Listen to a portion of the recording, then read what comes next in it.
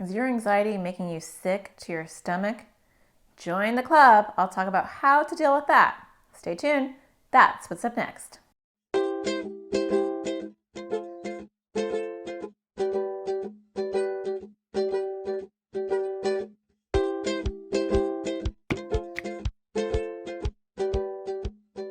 Hi, my name is Natasha Daniels, and I'm a child therapist, and I make videos for kids with anxiety and OCD. Today I want to talk to you about something I discuss in my practice every single week, and that is, anxiety makes me feel nauseous. I'm worried I'm going to get sick. I feel so sick in the mornings, especially before school. I hear that all the time, every single week. There's not a week that goes by that I'm not in my practice where I don't hear that. And in fact, when I was a kid and I struggled with anxiety, I felt the same way. Every morning was rough because I felt sick to my stomach. So how do you deal with that? You don't have to suffer all the time, but the way that you deal with it may not seem obvious. Here's the thing. When people wake up and it's a school day or they have to go somewhere that they don't want to go, that they're nervous about, the first thing that happens is they start to feel sick to their stomach. And then these are the thoughts that they have. Oh gosh, am I feeling sick? I can't feel sick. I feel like I'm going to throw up. I need to feel better. What can I do to feel better? Maybe I should do something. Do I feel sick still? My stomach still hurts. Oh my gosh, what else can I do to make myself feel better? I still feel sick. This is not good. I think I even feel sicker. Do I feel sicker? Yeah, I think I feel even more sick to my stomach. What else can I do? The problem is when you feel sick to your stomach, because it's anxiety, the more you focus on the fact that you feel sick, the bigger it grows.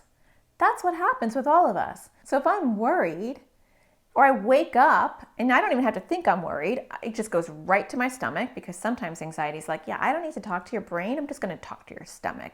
In fact, there have been a lot of times where I was anxious. I didn't even know I was anxious. And the moment that thing stopped and I finished and I was done with it, guess what happened? My stomach felt better. So a lot of times we don't even know why we're anxious. But if you wake up in the morning, the moment you get out of bed and boom, your stomach hurts, because it's a school day, your anxiety doesn't have to bother you. It can just bother your stomach. But then this is where the battle begins. So you have a choice in that moment. Are you going to wake up and be freaked out that your stomach hurts? Are you going to wake up, be freaked out, and try to get your stomach to feel better? Or are you going to expect it, recognize it, and say, yep, this is what happens. It's a school day. The likelihood of my stomach hurting is pretty high right now because that's what happens to me. And so I'm going to expect that in the mornings I'm going to feel a bit nauseous. And I might do things to maybe make myself feel better. For some people that might be have some crackers or some toast. Or for some people, it may be to not eat. But I'm not going to hyper focus on my stomach and be like, oh my gosh, I feel so sick. I can't go to school today. What if this is real? What if I'm actually really, really, really sick? What if I feel worse? What if I throw up? No. I'm going to say, yep, I recognize my stomach hurts. And I'm going to put my focus somewhere else. Because the more you focus on your stomach pain, the more stomach pain you get. That's a fact. If it's anxiety produced, that's a fact. The more you focus on it, the more it will bring you more pain. You don't want that. So you want to acknowledge it, accept it, recognize it's there, and then put your focus somewhere else. What else can you do in the morning? Get a different morning routine. And if you get nauseous in the morning before school, you're going to want a very particular routine. What can you do that will get your attention somewhere else? Could you watch TV? Could you play on your iPad?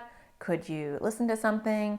You're going to want to refocus your attention, and you're going to want to do it very intentionally so you have a plan before you wake up in the morning like this. You also want to ask yourself, what's your core fear? What are you worried about? Now, some of you may be like, I don't know. I just wake up in the morning and my stomach hurts. But others of you, maybe you're afraid. What if I throw up in front of other people? What if I get sick at school? So instead of telling yourself, don't worry, I'm not going to get sick, you want to establish that you're going to be okay no matter what. Okay, so if I get sick, I'll go to the nurse. Okay, if I get sick in front of my friends, they're still going to like me. Figure out what your core fear is and then come up with an alternative where you can accept that even if you got sick, you're still going to be okay. Don't convince yourself you're not going to get sick, because then your stomach is going to be like, really? How about I show you that it feels really, really, really, really, really bad? Then you can tell yourself that you're not going to get sick. And it's going to be hard to convince yourself because you're going to feel really nauseous. But if you accept the worst case scenario, if you accept, okay, fine, anxiety, you want to make my stomach hurt, even if I throw up, I'm going to be okay. I know that's hard to do, but when you accept that even if you get sick, you're going to be okay, then guess what happens? Over time, your stomach doesn't hurt as much because you dealt with your core fear. Maybe you have a totally different core fear. Maybe you're worried about something completely different and it's making your stomach hurt. You have to deal with the core fear and battle it and look at it in a different way, and then the stomach gets better too. Lastly, you want to fake it till you make it. I tell all the kids I work with, fake it till you make it. That's what I did when I was a kid. What does that mean? It means accept that your stomach's going to hurt for a little while and move on. Don't get stuck on it. And you fake it till you make it. You focus on other things. When you go to school, you focus on your teacher. You focus on what you should be doing. You pretend that you're okay. And then eventually your anxiety catches up and the stomach ache goes away. I hope that helped a little bit, and I hope you find the sparkle in everything you do, and I will talk to you again next Thursday. Take care.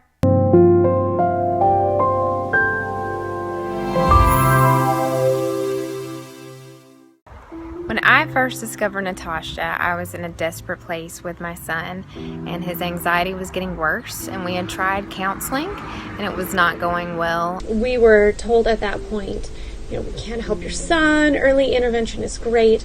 He's too young. Parenting a child with anxiety is not easy, and sometimes it feels hopeless. First time we took her to a therapist, who then dismissed her after about a year and a half, putting it down to bad parenting. But what if it didn't have to be that way? What if you could join a community with parents in the same boat, with kids with similar struggles and issues?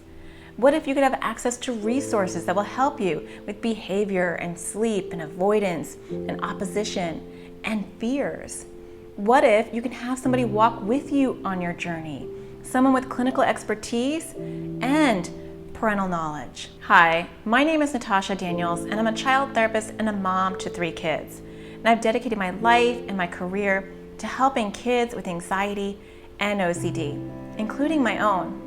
And now I want to help you too. I have created the AT parenting community to do just that. When you join as a member of the community, not only will you get access to resources that will help you with your child's struggles and help your family reduce the chaos in their home, you're going to be joining a community of parents just like you, with knowledge, love, and support to give. You will get access to online classes that will help your child and your child's struggles. You'll also get bonus videos and podcast material made just for members. And I've got your kids covered too. You'll have access to a library full of worksheets and videos specially designed for your kids by myself and other therapists. But that's not the best part. You're going to be getting direct attention from me, and I will be giving you support in many different ways. I'll be doing Facebook Lives every single week in our private Facebook group, where members can go to talk and get support. I'll also be doing office hours in our private Facebook group. So once a week, you can ask me whatever you want. I'll be available for an hour to answer your direct questions. But if you need a little bit more support, I've got you covered too, because I will be doing coaching calls for those that need it twice a month. And for those that need even more support, I'll be doing once a month support group calls. And I'll be doing a member spotlight call. So I'll be picking one member every month, and I'll be walking them through the process of helping their children. And you'll have access to the replay and to that phone call as well. Raising a child with anxiety or OCD is hard, but together we can get through it. Natasha gave us practical tools. She wasn't like the books that we had read. If you have a child with anxiety or OCD, she is your go-to woman. Natasha had practical real-life advice that we started implementing the day that we listened to them. In a desperate time in my journey with my son, she has been a lifesaver. Her resources have given me hope, they've given me tools and support, and they're some of the best resources you can find out there for anxiety and OCD.